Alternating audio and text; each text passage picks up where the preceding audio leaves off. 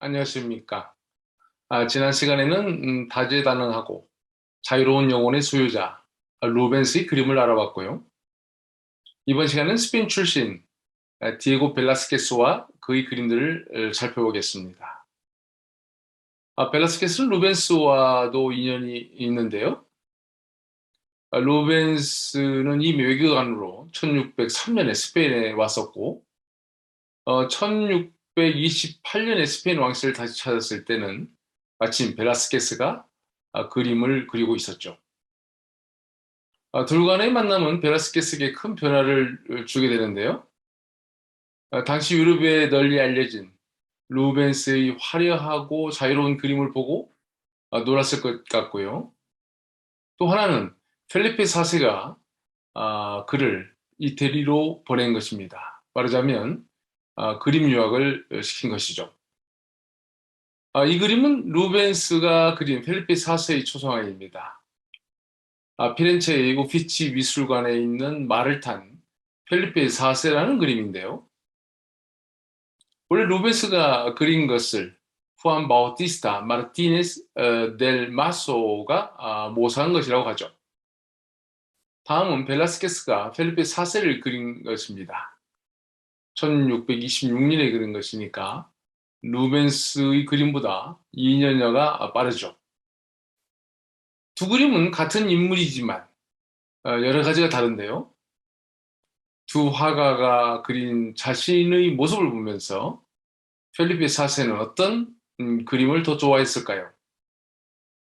루벤스가 왕실을 찾은 1628년의 이듬해인 1629년 펠리페 4세가 벨라스케스를 이태리로 보낸 사실로 그 답을 대신할 수 있을 것 같습니다. 벨라스케스에게는 그림을 수집하라는 역할도 있었지만 사실상 이태리 그림을 배우라는 이유도 있었는데요. 거기서 그는 3년여를 머뭅니다. 한편 그가 다시 2차로 이태리로 간 것은 1649년인데요. 벨라스케스의 이태리 방문은 그에게 큰 변화와 발전의 이 계기가 되었죠. 벨라스케스는 스페인 남부 세비야에서 태어나 거기서 그림을 배웠는데요. 당시 세비야는 아메리카 발견 이후 스페인의 중심 도시였으니까 나름 그림 시장이 형성되었다고 볼 수 있을 것 같습니다. 물론 로마나 피렌체 그리고 베네치아 정도는 아니지만 나름 화가들이 활발하게 활동할 수 있는 공간이었다고 볼 수 있겠는데요. 그림 시장이 활성화되어 비교적 인적 자원이 많았던 세비야 출신의 화가들이 왕이 있는 마드리드로 진출한 것은 당연한 일이었다고 말할 수 있겠네요. 이 지역 출신의 주요 화가들은 프란시스코 파체코와 프란시스코 데 수르바란도 있습니다. 프란시스코 파체코는 벨라스케스의 장인이었죠. 그런데 세비야의 이런 거목들의 그림을 보면 시대적으로는 르네상스니 바로크니 하지만 앞에서 설명한 이태리의 르네상스나 북유럽의 르네상스가 생산해내는 그림들과 비교한다면 아직 뒤처져 있었다고 볼 수 있겠습니다. 이 작품은 프란시스코 파체코의 그림인데요. 그는 주로 도미니크해 수도사들이 초상을 그렸습니다. 이 그림은 벨라스케스가 20살이 되기 전에 그린 그림입니다. 엘 그레코의 그림이나 루벤스의 그림에 비한다면 대단히 중세적이죠. 연대적으로 보면 벨라스케스가 훨씬 뒤의 화가인데 말입니다. 이 작품은 계란을 붙이는 노파라는 작품이고요. 이 작품은 세비야의 물장수란 제목을 달고 있습니다. 이들은 벨라스케스가 세비야에 있었을 때 그린 초기의 작품들에 해당됩니다. 밝은 빛과 어둠을 대비시켜 표현하고 있는데요. 당시 화가 주변의 사람들을 대상으로 일상을 그린 것인데 대단히 정적이죠. 이런 그림을 그린 후 그는 마드리드로 왔고요. 펠리페 4세의 총애를 받으며 왕실에서 일하던 중에 1629년 이태리에 간 이후 그의 그림은 크게 변신을 하게 됩니다. 우선 종교적 주제나 일상의 이야기에서 벗어나 관심이 고대 그리스 로마의 고전으로 옮겨갔는데요. 말하자면 신화적인 주제들을 다루게 됐죠. 본격적으로 르네상스와 매너리즘 그리고 바로크 등 당시 화풍에 젖어들었다고나 할까요? 특히 그가 베네치아로 가서 공부를 한 것은 이전 어렸을 때부터 세비야에서 몸에 익혔던 정형화된 그림의 틀을 깰 수 있는 계기가 됐다고 볼 수 있겠습니다. 이것은 1629년, 즉 초기에 나온 술 주정꾼들 또는 바크스의 승리란 작품이고요.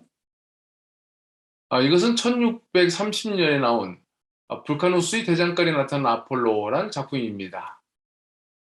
신화의 내용처럼 불카누스의 아내 비너스의 불륜을 알리는 아폴로의 오른손 검지손가락과 옆에 있는 불가누스의 놀란 눈이 인상적입니다. 이렇게 루벤스를 만나고 이틀에 간 시기, 벨라스케스의 그림은 주제뿐만 아니라 기법에 있어서도 변화된 모습을 보이고 결국 마드리드로 돌아온 후에는 그야말로 완전히 새로운 그림 세계를 보여줍니다. 앞에서 살펴본 이태리 우피치 미술관에 있는 루벤스의 말을 탄 펠리페 4세라는 그림과 1635년에서 36년쯤에 그린 것으로 보이는 벨라스케스의 이 작품을 보고 이제 다시 왕은 어떤 생각을 했을지 궁금합니다. 이 작품은 왕자 발타사르 카를로스를 그린 것인데요. 왕자를 통해 벨라스케스는 스페인이 다시 강력해질 수 있기를 기대하는 마음을 표현한 것 같습니다.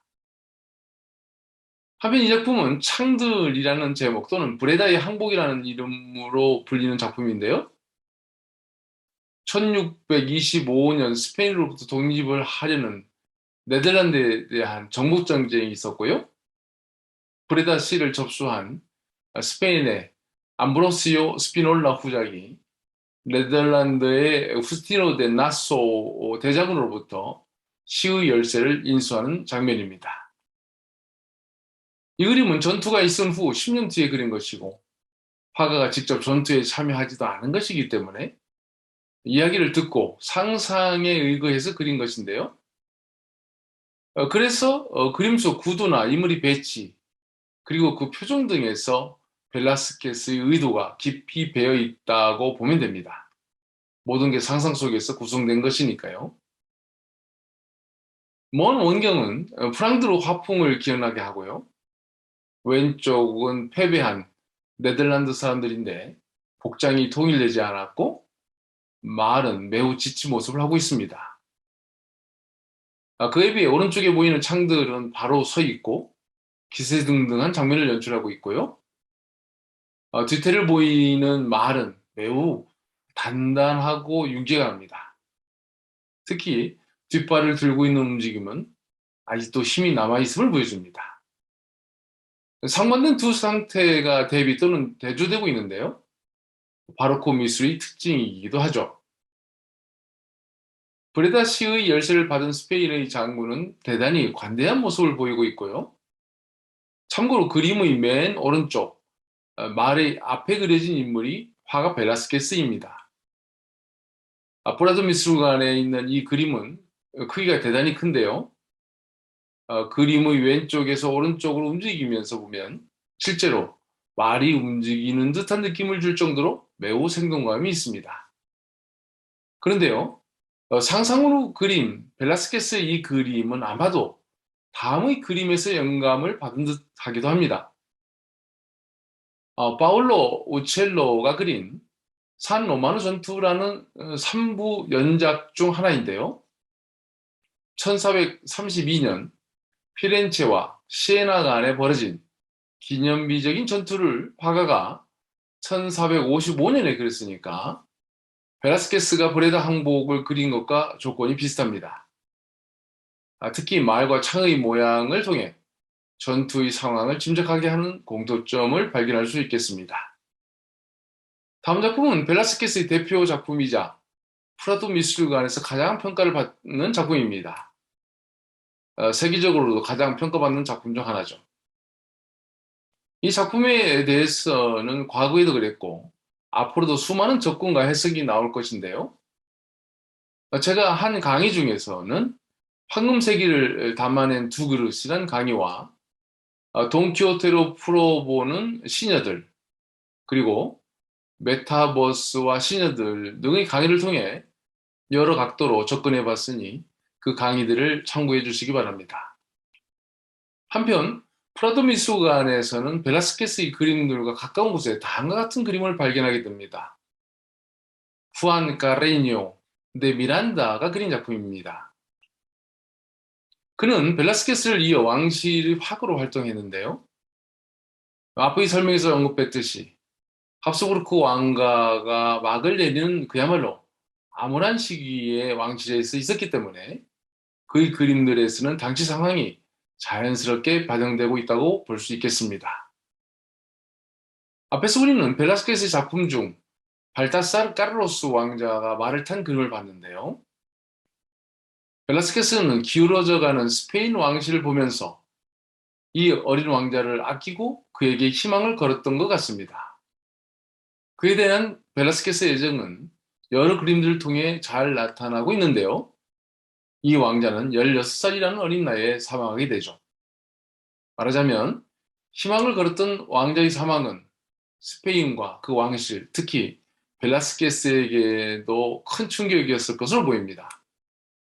한편 이제는 왕자를 통해 왕위를 이룰 수 없다고 보고 그 대안으로 찾은 것이 시녀들, 즉 라스메니나스 그림 속의 마르가리타 공주였죠.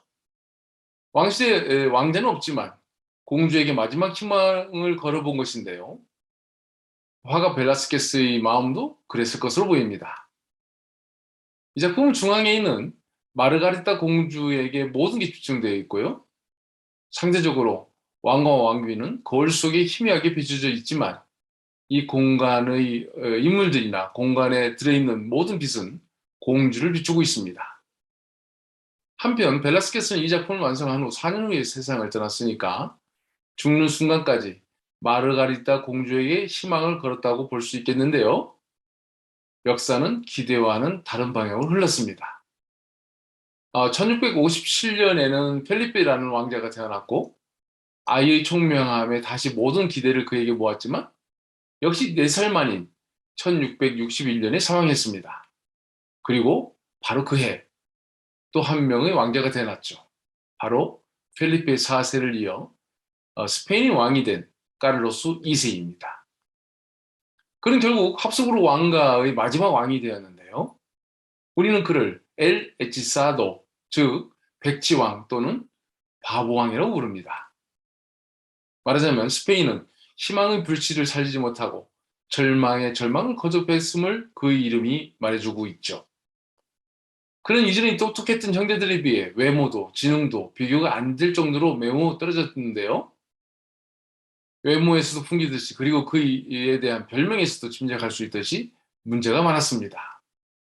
선대들로부터 물려받은 그 넓은 영토를 다스릴 수 있는 인물이 못됐을 뿐만 아니라 많은 기행으로 유명하죠. 그런 역사를 그림으로 남긴 화가가 바로 후안 카레뇨 데 미란다라고 볼 수 있겠는데요. 글쎄요, 화가의 자화상으로 알려지는 이 작품으로도 뭔가 어둡고 불안한 분위기를 엿볼 수 있겠습니다.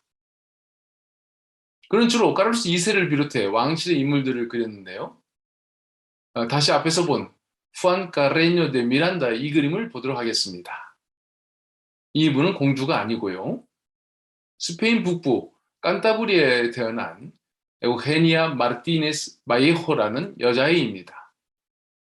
한 살 때 몸무게가 약 25kg가 되었고요. 6살이 된 시점에는 75kg에 달했다고 합니다. 이렇게 비정상적으로 발육한 아이는 왕실에 소개되었는데요. 아예 마드리드 왕궁에서 생활하게 되죠. 카를로스 2세는 자신의 외모도 그랬지만 신체적으로 다른 사람들에 대해 특별한 관심을 갖고 있었는데요. 그러다 보니 왕실에서 그림을 그리던 후안 카레뇨 데 미란다의 그림들 속에 이들이 등장하게 되죠. 이 그림의 주인공 에우헤니아 마르티네스 마이호는 결국 25살이라는 어린 나이에 사망하게 되는데요. 지금의 우리가 이 인물을 흥미롭게 바라보게 되는 것은 화가이자 조각가인 페르난도 보테르의 작품이 생각나기 때문인데요.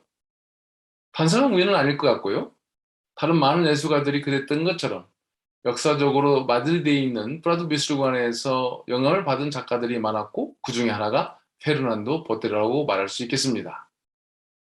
특히 지나치게 비대한 사람과 동물들을 등장시키고 있는 페르난도 보테르의 작품들에서는 이 프라도 미술관에 있는 에우헤니아 마르티네스 바이호의 모습을 연상하게 됐는데요. 카를로스 2세 시대와 아이가 보여주는 부정적인 이미지와는 달리 이 콜롬비아 출신 예술가의 작품에서는 풍요와 화목, 평화와 긍정을 우리에게 전달하고 있는 것도 특징이죠. 페르난도 보테로의 조각 작품들은 전 세계적으로 많이 설치되어 있고 그 그림 역시 수많은 곳에서 전시되어 있는데요. 한국에서도 꽤 많이 발견됩니다. 그중에서 이것은 서울 삼성병원에서 본 적이 있고요. 이 작품은 포천의 한 골프장에서 본 적이 있습니다. 이 작품도 이천의 골프장에서 본 적이 있고요. 아울러 이 작품과 이 작품들도 과거 경주의 한 미술관에서 본 적이 있습니다. 역사 속 어떤 인물이 한 화가에 의해 작품이 되고 그것이 다른 예술가에게 영감이 되어서 다른 의미의 작품으로 탄생하게 되며 전혀 다른 공간과 시간이 우리 눈앞에 나타난다는 것을 생각하면 참으로 흥미로운 일이 아닐 수 없습니다. 네, 이번 시간에는 스페인의 대표적인 화가로 꼽을 수 있는 벨라스케스와 그의 그림들을 살펴봤고요. 그와 더불어 카를로스 2세 시대의 화가 후안 가레뇨 데 미란다와 그가 그린 에우헤니아 마르티네스 바이호라는 아이, 그리고 페르난도 보테로의 작품까지를 연결해 봤습니다. 감사합니다.